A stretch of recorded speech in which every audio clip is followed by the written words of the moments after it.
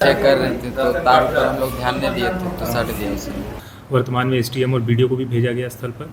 तो इसमें एक जांच कमेटी के गठन की जाएगी। इसमें कार्यपालक अभियंता विद्युत विभाग के भी रहेंगे और जिला शिक्षा पदाधिकारी और संबंधित प्रखंड विकास पदाधिकारी, और इसमें जांच करके वो प्रिलिमिनरी बताएंगे कि किस स्तर की अगर किसी विभाग की लापरवाही रही है तो कार्रवाई होगी।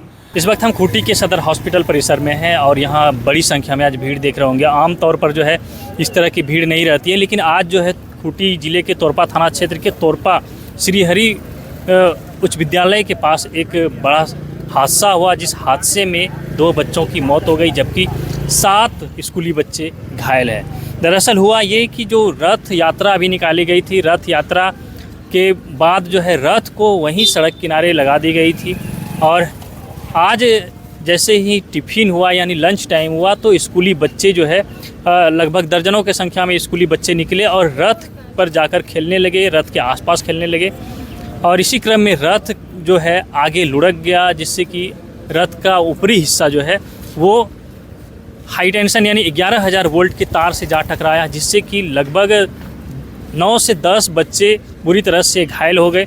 जब स्थानीय लोगों को पता चला तब फिर लोगों ने आनन फानन में सभी घायलों को तोरपा के रेफरल अस्पताल में एडमिट कराया, जहां से डॉक्टरों ने सभी को खूंटी के सदर हॉस्पिटल रेफ़र किया और रेफ़र के बाद यहाँ जब जांच किया गया तो उनमें से 2 बच्चों की मौत हो गई। डॉक्टरों ने 2 की मौत की पुष्टि कर दी, जिसमें कि चंदन कुमार पिता ननका यादव और तेजस्वर महतो पिता कर्मपाल महतो, ये दोनों तोरपा के श्रीहरि +2 विद्यालय में इंटर के छात्र थे और पढ़ाई के क्रम में ही आज जब लंच हुआ तो ये लोग बाहर निकले थे।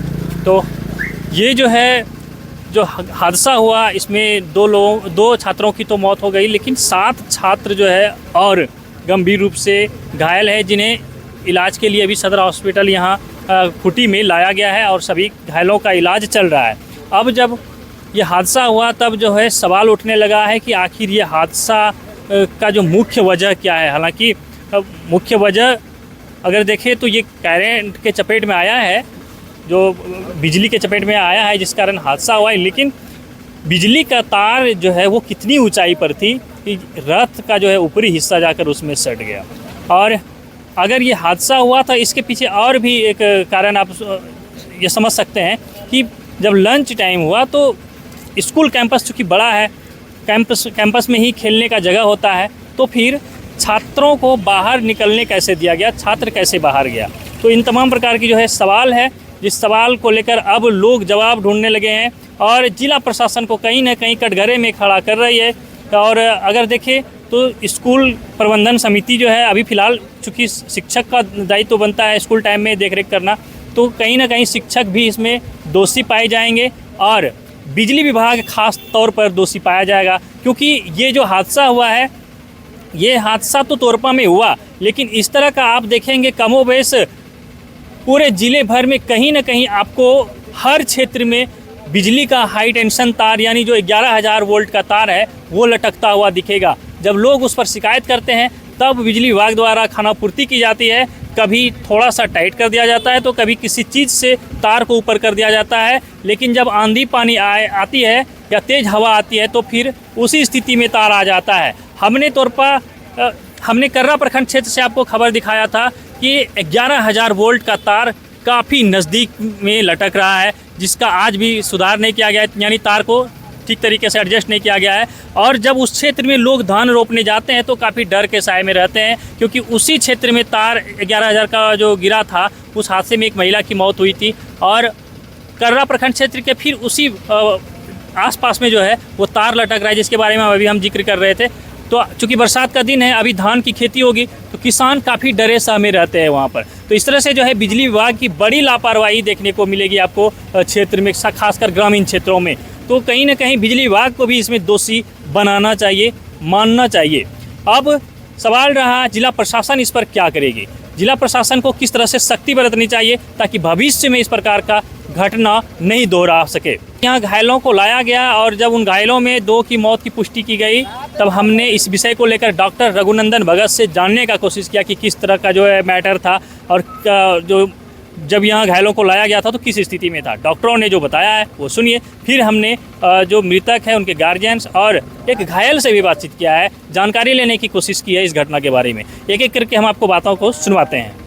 एक लड़का है चंदन कुमार, पिताजी का नाम ननका यादव, उम्र है 20 साल, तोरपा खुट्टी झारखंड का है, जो कि यहाँ डेड आया है, broad dead eight 1:45 PM on 20/7/2026। और दूसरा आया है तेजेश्वर महतो, पिताजी का नाम करमपाल महतो, उम्र 18 साल, टूटी तुरा टोली खुट्टी झारखंड। और ये लाया गया है यहाँ 2 बजे ब्रॉड डेड कंडीशन में, आज के डेट में 20/7/2026 को। दोनों ही जो बच्चा है ब्रॉड डेड आया है। जांच में पाया कि मुंह पूरा, चेहरा उसका काला हो गया है, और जहाँ तक और लोग के सुनने में आया कि कहीं करंट मार दिया है। अब तो पोस्टमार्टम होगा, उसके बाद ही पता चलेगा क्या क्या इंजरी हुआ है। हॉस्पिटल पहुंचने से पहले ही मर चुकी है? हाँ, हॉस्पिटल आने से ही पहले ही मर चुका था। यहाँ जस्ट हम लोग उसको देखे तो मरा हुआ था। ECG वगैरह सब जितना है सब कराए, सब में हमें कुछ नहीं मिला। अब बाकी जो है इसका पोस्टमार्टम होगा, उसके बाद पता चलेगा क्या क्या इंजरी अंदर में हुआ है। नहीं, पीछे कर रहे थे तो तार पर हम लोग ध्यान नहीं दिए थे तो सट दिया उसे। खींच रहा था उसे, हाँ, पीछे कर रहे पीछे कर रहा तार ऊपर ही था। हाँ, ध्यान नहीं दिए थे। हम लोग थे, हम लोग दोस्त लोग सब लोग थे, हम लोग सब लोग दोस्त लोग थे, 8-9 कोई। सब कौन कौन क्लास में पढ़ा था? सब हम लोग एक ही क्लास के थे। अब आपको पीछे करना है। उतना तो हम नहीं जानते। क्या नाम है तुम्हारा? नीलक, कॉलेज स्कूल का क्या नाम है? श्री हरि +2 तरफा। अब इस हादसे की जो है जांच की भी मांग की जा रही है। फिलहाल हम उपायुक्त के कार्यालय की ओर चलते हैं और देखते हैं, अगर उपायुक्त इस पर कुछ बोलते हैं तो फिर हम आपको सुनवाएंगे कि आखिर उपायुक्त इस पर क्या कह रहे हैं। ये काफ़ी एक दुखद इन्फॉर्मेशन प्राप्त हुआ है तोरपा से रिलेटेड। तो इसमें जो प्राइमरी इन्वेस्टिगेशन में पता चला है उसमें CO गई हैं, वर्तमान में STM और BDO को भी भेजा गया स्थल पर।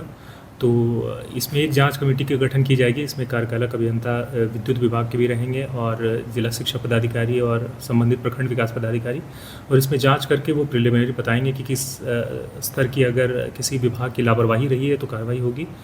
जो अभी इमीडिएट इन्फॉर्मेशन वो प्राप्त हो रही है कि लंच के टाइम पे कुछ बच्चे निकले हुए थे और वहाँ पे जो रथ रखा हुआ था उसके डायरेक्शन को चेंज करने की का प्रोसेस चल रहा था।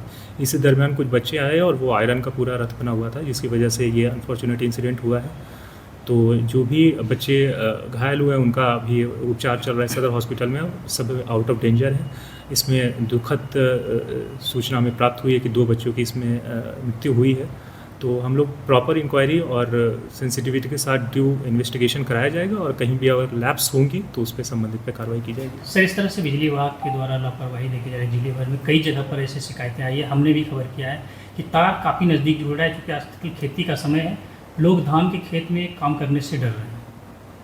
ऑलरेडी आज भी हम लोगों की रिव्यू हो रही थी, तो उसमें बिजली विभाग को संबंधित जो कार्यपालक अभियंता है उनको इंस्ट्रक्शंस दिया गया है, और 21 में हम लोग और भी वृहद एक बैठक करने के लिए की भी प्लानिंग की जा रही है, जिसमें संबंधित जनप्रतिनिधि विभिन्न स्तरों से भी आएंगे, और जहां भी इस प्रकार की सूचना प्राप्त हो रही है उसको, ताकि करेक्टिव एक्शंस कैसे इमीडिएटली लिया जा सके, उस पर हम लोग वर्कआउट करेंगे। सर, लंच ब्रेक में बच्चे स्कूल से बाहर ना निकल सके, इसके लिए क्या निर्देश देंगे? डेफिनेटली ये अभी एक जो इन्वेस्टिगेटिंग टीम बैठी है वो इस पर जांच करेगी कि अगर लैप्सेस पाए गए हैं स्कूल के स्तर पर या किस स्तर पर, उसके बाद ही हम लोग इस पर कुछ एक्शन ले पाएंगे। तो देखिए, अभी हम सदर हॉस्पिटल से आपको बता रहे थे कि क्या कुछ घटना हुआ, घटनाक्रम हमने आपको बताया, वहाँ की स्थिति को बताया और दिखाया भी, और उसके बाद अभी हम सीधे DC कार्यालय पहुंचे थे और DC से हमने बातचीत कर जानकारी लेने का कोशिश किया कि ये जो तोरपा में घटना हुई है, ये दर्दनाक जो हादसा हुआ है, इस हादसे में आगे कुछ जो है क्या कुछ होने जा रहा है। तो उपायुक्त ने कहा कि इस पर जो है एक जांच कमेटी बनेगी और जांच कमेटी जांच करके फिर रिपोर्ट सौंपेगी, उसके आधार पर फिर आगे प्रोसेस किया जाएगा, यानी कार्रवाई की जाएगी। आपने सुना कि उपायुक्त ने इस घटना के बारे में क्या कुछ कहा। इस घटना की जांच के लिए एक जांच कमेटी बनाई जाएगी, जो कमेटी विस्तृत रूप से जांच करेगी और फिर जांच रिपोर्ट जो है उपायुक्त को सौंपा जाएगा, जिसके आधार पर अगर उसमें कोई दोषी पाया जाता है तो फिर आगे कार्रवाई की जाएगी। फिलहाल के लिए इतना ही। बने रहिए हमारे साथ, देखते रहिए द छाट न्यूज।